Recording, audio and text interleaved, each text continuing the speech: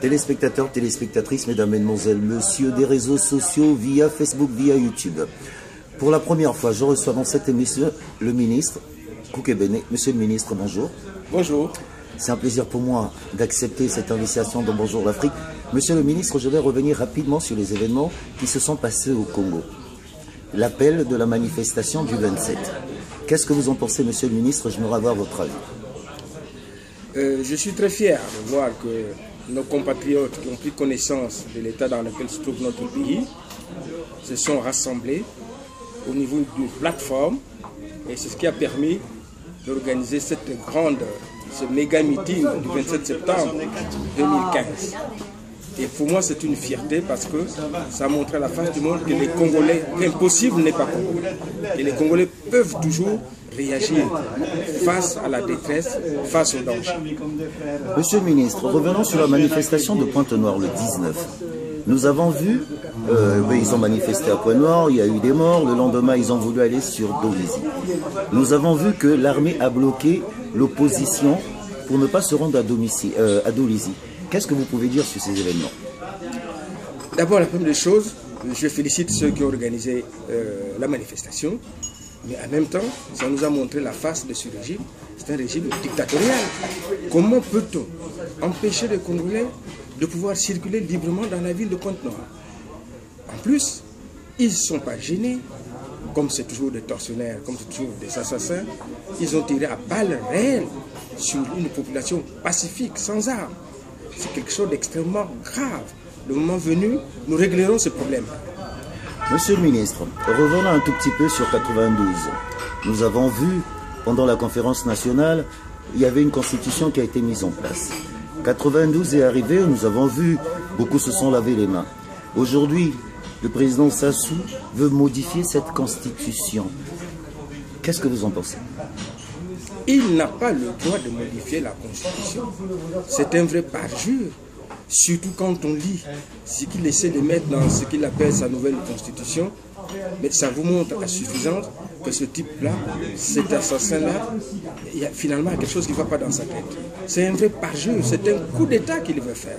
Parce qu'il veut absolument s'éterniser au pouvoir, mais surtout, il ne voudrait pas rendre des comptes à la population congolaise, au peuple congolais, de tous les méfaits, de tous les crimes qu'il a commis dans ce pays. C'est pour ça que vous le voyez, il tente par tous les moyens de s'accrocher par-ci, par-là, et n'hésite pas à tirer sur la population.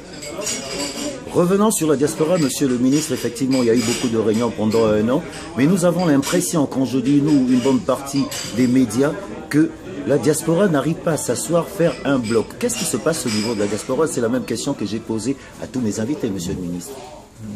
Nous avons un réel problème au niveau de la diaspora, en France notamment, et surtout sur la place de Paris.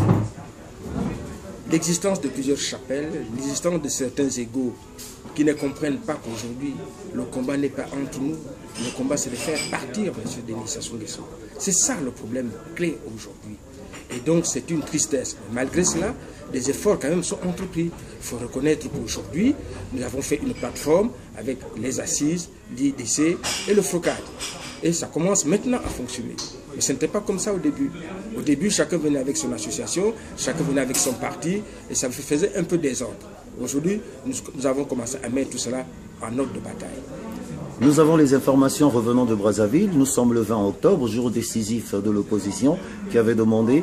Nous avons appris que certains quartiers sont tombés. Qu'est-ce que vous pouvez dire à toutes les personnes qui nous suivent aujourd'hui, surtout du côté du Congo-Brazzaville et Pointe-Noire, bien sûr, monsieur le ministre? Je voudrais dire à tous mes compatriotes, d'abord, je voudrais saluer la mémoire de ceux qui sont tombés, n'est-ce pas, par les coups de balle de M. Sassou Nguesso. Paix à leur âme, et je soutiens ici, sincèrement, leur famille. Mais alors, puisque nous en sommes là, puisque ce monsieur n'a pas voulu comprendre, puisqu'il veut faire un coup d'État constitutionnel, je pense qu'au stade où nous nous trouvons, nous n'avons plus le droit de reculer. Nous devons continuer le combat, nous devons continuer de refuser ce qu'il est en train de faire. Nous devons continuer à déclarer, comme cela est prévu dans la Constitution, n'est-ce pas, l'incivisme, pour dire en termes plus simples, et jusqu'à ce qu'il tombe. Mais je suis sûr qu'il va tomber, car aujourd'hui, au niveau extérieur, il n'a plus les appuis. Il faut que le compatriote sache qu'il n'a plus d'appui à l'extérieur. Il est seul aujourd'hui. Même au niveau de la sous-région, il est seul. Nous, on aurait tort de le laisser encore respirer. Alors nous devons continuer les manifestations jusqu'à ce qu'il tombe. De toutes les manières, dans tous les cas, il est hors de question pour nous de parler de référendum. Pour nous, le référendum n'aura jamais lieu. Monsieur le ministre, nous avons appris que le président est prêt à retirer ce référendum. S'il retire le référendum et qu'il vous appelle tous à un gouvernement d'union nationale, qu'est-ce que vous répondez? Pour ma part, un gouvernement d'union nationale avec un sache à la tête, je n'y participerai pas. On ne peut rien faire avec ce monsieur. Ça fait 3 ans que l'opposition nous demande de s'asseoir pour qu'on discute des problèmes du pays. Il l'a toujours refusé. Et voici que brutalement, il nous amène une affaire de changement de constitution et un référendum pour que lui puisse persister au pouvoir. Il ne faut surtout pas accepter ce stratège et ce stratagème, parce qu'il veut vous amener encore dans un truc flou où derrière, il va peut-être encore empoisonner les gens. Car, je le dis, il ne cesse de le faire. Monsieur le ministre, il nous reste encore 4 petites minutes. Nous allons continuer parce que Bonjour l'Afrique, je me retrouve toujours à le faire en 10-15 minutes. Monsieur le ministre, je vais revenir encore sur la diaspora. Il y a eu une réunion qui a été tenue au niveau des assises. Vous avez pris une décision que vous allez vous retrouver tous aujourd'hui à l'ambassade. Qu'est-ce que vous pensez du mouvement qui se passe à l'ambassade aujourd'hui, monsieur le ministre? Le mouvement est suivi massivement, c'est un bonheur pour nous, les membres de l'opposition. C'est un bonheur parce que les Congolais de toutes les régions, les femmes comme les hommes, ont répondu à notre appel. Et tout se passe bien. Bien sûr, je comprends que les jeunes veulent en découdre, que les jeunes veulent absolument prendre d'assaut l'ambassade, mais ce n'est pas ça l'objectif. L'objectif, c'est d'abord de faire participation. L'objectif, nous nous rassemblons ici pour être en communion avec nos compatriotes qui sont sur le terrain au Congo, dans toutes les villes, dans toutes les régions du pays, qui se battent et qui subissent les gaz lacrymogènes et qui subissent la mort.